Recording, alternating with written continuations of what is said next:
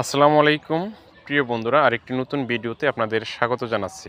আমার আজকের video food poisoning রোগে আক্রান্ত ছাগলটি খুদ এবং ভাত খেয়েছে।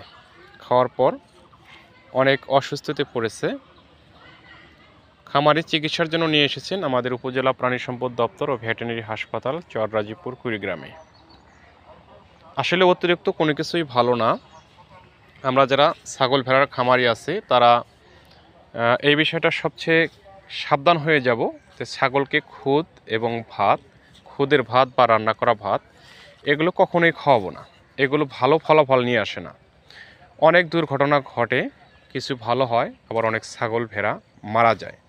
গরু মহিষের ক্ষেত্রেও একই বিষয়, যে ফুড পয়জনিং যদি হয়ে যায় খুদে ভাত এবং ভাত খাওয়ার পর, তাহলে সেটা অনেক বড় সমস্যা হয়ে দাঁড়ায়। তাই আমরা যারা খামারি আছি, আমাদের ছাগল ভেড়া গরু বাছুর এদেরকে কখনোই অতিরিক্ত খুদের ভাত বা বেঁচে যাওয়া ভাত বাড়িতে এগুলো খাওয়াবো না। যাই হোক, এখনই ছাগলটিকে চিকিৎসা দিতে হবে।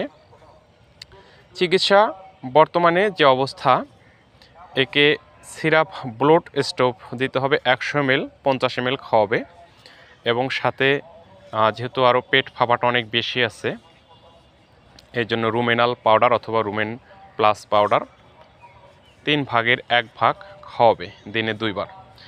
আর এই ব্লড স্টোভ সিরাপটা প্রথম ডোজ খাওয়াবে এবং দ্বিতীয় ডোজ সকালে যদি প্রথম ডোজ করে থাকে তাহলে বিকালে আবার অর্ধেকটা খাওয়া দিতে হবে। এবং খুদ যদি শুকনা খুদ খায় এবং চাউল খায় তাহলে কখনোই তাকে পানি খেতে দেওয়া যাবে না। এ সময় যদি সে পানি খায় তাহলে সে আরও তীব্র মাত্রায় আক্রান্ত হয়ে অতি তাড়াতাড়ি মারা যাবে। এই জন্যই ছাগল যখন খুদের ভাত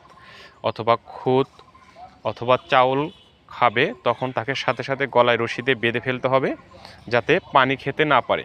যদি পানি খায় তাহলে সে অতি তাড়াতাড়ি মারা যাবে। এবং সেই সঙ্গে ইনজেকশন অ্যান্টিস্টার 2 ml দেওয়া যেতে পারে। আপনার খামারের সুস্থতার জন্য নিয়মিত কৃমিনাশক ওষুধ খাওয়ান, টেকেবেজ ব্যবহার করুন। অসুস্থ হলে আপনার নিকটস্থ উপজেলা প্রাণী সম্পদ দপ্তর ও ভেটেরিনারি হাসপাতালে এসে চিকিৎসা নিন।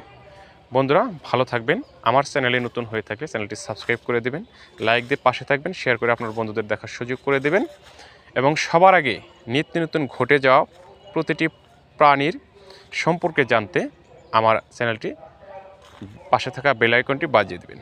আল্লাহ হাফিজ।